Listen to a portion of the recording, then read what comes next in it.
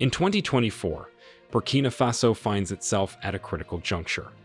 The West African nation has had to navigate a challenging landscape of political upheavals, security threats, and economic hardships in recent months. The country's resilience is continuously tested, from the aftermath of the military coup in October of the previous year to the ongoing conflict with terrorist organizations in the north. However, amidst these challenges, glimmers of hope emerge as communities strive for stability, development, and a brighter future. Since taking power in October 2022, the interim president of Burkina Faso, Ibrahim Traore, has actively pursued strategies to strengthen the country, both domestically and internationally. This brings us to the current situation. Reports have emerged that Russia has begun deploying troops in Burkina Faso. This marks the first significant deployment of official Russian troops to the West African nation, amidst Burkina Faso's growing security crisis, which includes jihadist insurgencies linked to al-Qaeda and the Islamic State, as well as multiple coup attempts on Traore's life. The official narrative, as stated by a Telegram channel linked to the Russian Defense Ministry, claims that the troops are being deployed to ensure the safety of the country's leader and the Burkinabe people. It further states that an additional 200 troops will be deployed soon. This development highlights the complex geopolitical dynamics unfolding in the region and the increasing involvement of international actors in Burkina Faso's struggles. This development suggests that Russia's deployment of troops in Burkina Faso may have a potential role in training, advising, or assisting local forces in counterinsurgency operations. Since Burkina Faso's military-led government drove out French forces early last year, its relations with Moscow have been under the spotlight, prompting speculations that it will strengthen security links with Russia, similar to neighboring Mali, which has become a hub for Russian Wagner mercenaries. Burkina Faso's President Traore is surpassing the goals set by his predecessor, Sankara.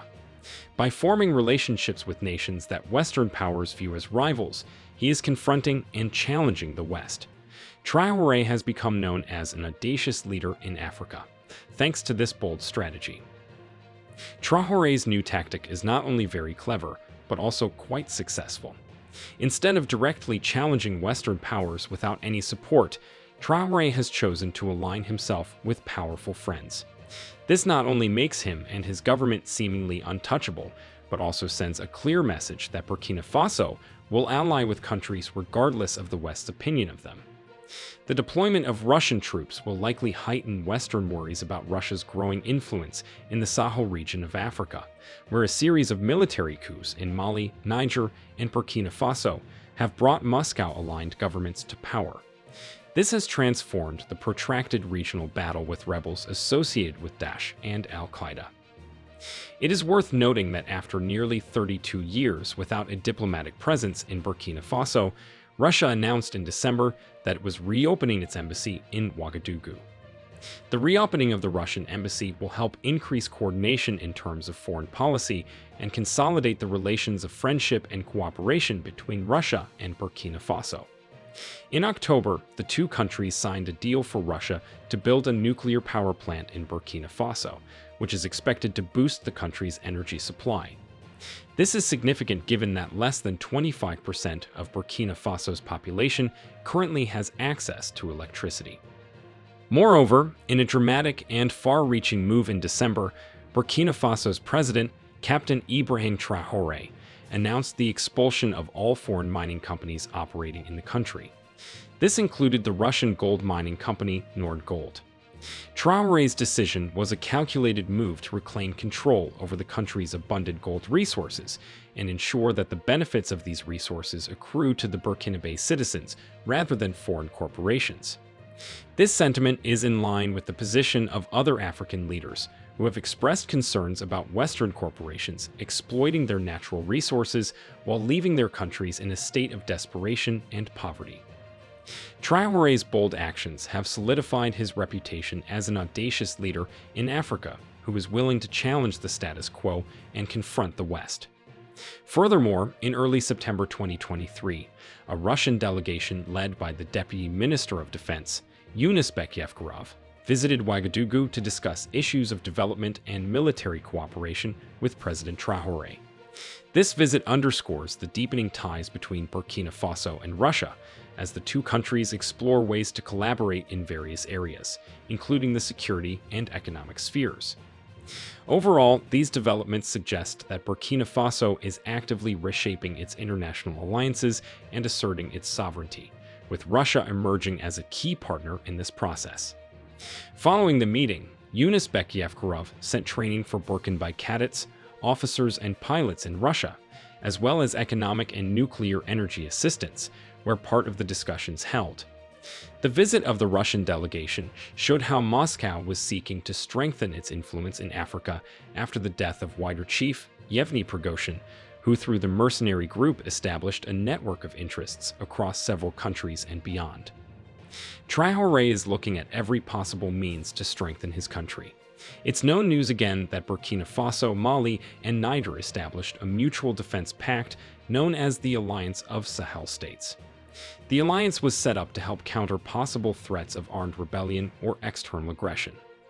It was created as ECOWAS was threatening to intervene militarily in Niger to help restore constitutional order, following the coup led by General Abdourahmane Chiani. All this has led these three countries to withdraw from the ECOWAS bloc. There are also a lot of projects currently going on in Burkina Faso. President Ibrahim Traore placed the foundation stone for the country's first gold refinery on November 23. It was said that the facility would generate its first gold 11 months after the kick-off of the project, with a production capacity of around 400 kilograms of gold per day. The project is being developed in partnership with an existing company called Marina Gold. Take note that Russia has also been closer to Niger, Chad, and Mali. Russian President Vladimir Putin met with Mohamed Idris Deby, the leader of Chad, on January 24 in the Kremlin. This was an attempt to win over a nation that had previously adhered to a pro-Western stance and had rejected Russia's recent outreach in Africa's Sahel region. Mohamed Deby's trip to Russia is the first official visit to Moscow by a Chadian leader in 56 years, and the second trip made by a leader of the landlocked Central African nation since it separated from France. After the coup in Niger, thousands of supporters were seen marching through the streets of the capital, Niamey, waving Russian flags, chanting the name of the Russian president, and forcefully denouncing former colonial power France. While Niger's security situation is dire, it's not as bad as neighboring Burkina Faso or Mali, which have also been battling an Islamic insurgency linked to Al-Qaeda and the Islamic State group. Last year, Niger was the only one of the three to see a decline in violence. Mali currently faces heightened activity by jihadist groups and a resumption of hostilities in the north by predominantly Tuareg armed groups. There has been a series of attacks against army positions and civilians in the Timbuktu and Gao regions. In Burkina Faso, more than 6,000 people have lost their lives since January of 2023. Do you think these Russian troops will bolster security in the region? Russia possesses an experienced military with expertise in counterinsurgency tactics. Sharing this knowledge and training Burkinabe forces could lead to improved operational effectiveness against jihadist groups. Russia will also provide Burkina Faso with access to advanced weaponry and military equipment, potentially giving them an edge in combat. Talking about weapons, do not forget that Burkina Faso received the first shipment of cutting-edge weapons under its new strategic equipment plan from China, a development that indicates a major improvement in its military capabilities. The freshly acquired arsenal was unveiled on January 12th, with President Captain Ibrahim Traore presiding over a ceremony. Among the most prominent additions are 6 WMA-301 fire support vehicles, manufactured by the Chinese company Norinco. These 105mm mobile howitzers offer powerful indirect fire support, bolstering Burkina Faso's capacity to counter militant activity within its borders. President Traore's inspection went beyond armored cars.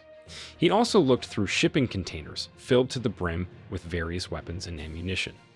Defense Minister Kassan Koulibaly announced this delivery as the first of 5 shipments scheduled to arrive over the coming months, which highlights the ambitious breadth of the strategic equipment plan. In a broadcast speech on December 31, 2023, President Traore revealed this plan.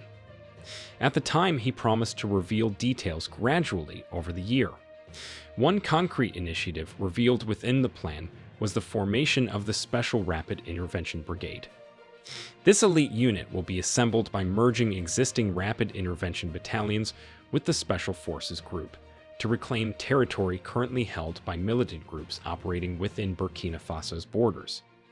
He said he planned on launching the anti-corruption machine this year, so the deployment of these Russian troops is just an extra advantage to Traore, since he had already had so many plans before taking office.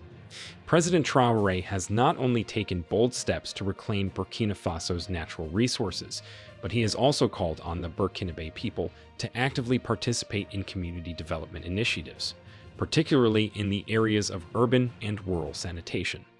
This comes at a time when health crisis related to sanitation has claimed over 700 lives in the country. However, Traore's efforts to defend his country's interests have faced resistance from those who are struggling to remove him from power. In December, there was a reported attempt to assassinate Traore, which was ultimately thwarted. This failed attempt adds to Burkina Faso's long history of political instability, including coup attempts and power struggles. The alleged mastermind behind this failed assassination plot is Lieutenant Colonel Paul-Henri Damiba, highlighting the ongoing political tensions and the perceived unsafety of Traore's position as the country's leader.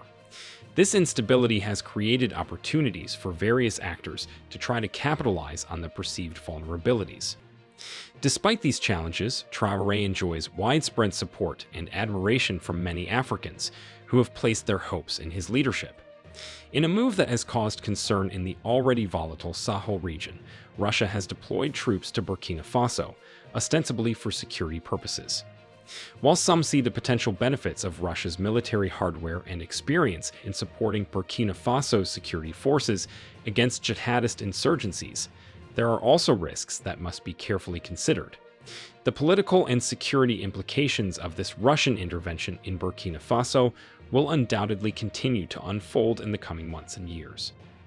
While there are potential benefits, such as the provision of cutting-edge military equipment and the exchange of tactics and training that could give the Burkinabe forces a tactical advantage against armed groups, the script rightly cautions that military solutions alone may not be sufficient. The script acknowledges that Russia's presence provides an alternative cooperation framework and fills a security vacuum left by France's recent withdrawal and Burkina Faso's tense relations with its former colonial power.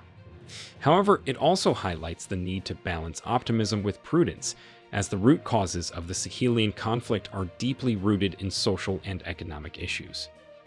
Integrating foreign troops into the mix carries the risk of exacerbating existing internal rivalries and factionalism within the Burkinabe military.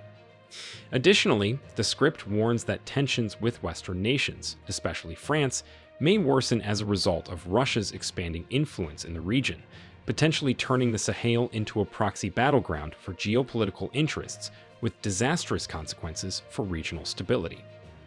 The script astutely identifies several key factors that will determine the success or failure of Russia's involvement in Burkina Faso, including the type and extent of the deployment, Burkina Faso's commitment to good governance, and resolving the underlying causes of the conflict and the regional reaction to Russia's engagement.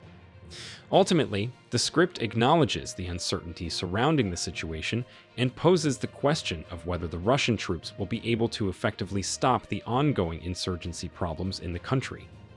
This open-ended conclusion invites the reader to consider the complex dynamics at play and the need for a multifaceted approach to address the challenges facing Burkina Faso and the broader Sahel region.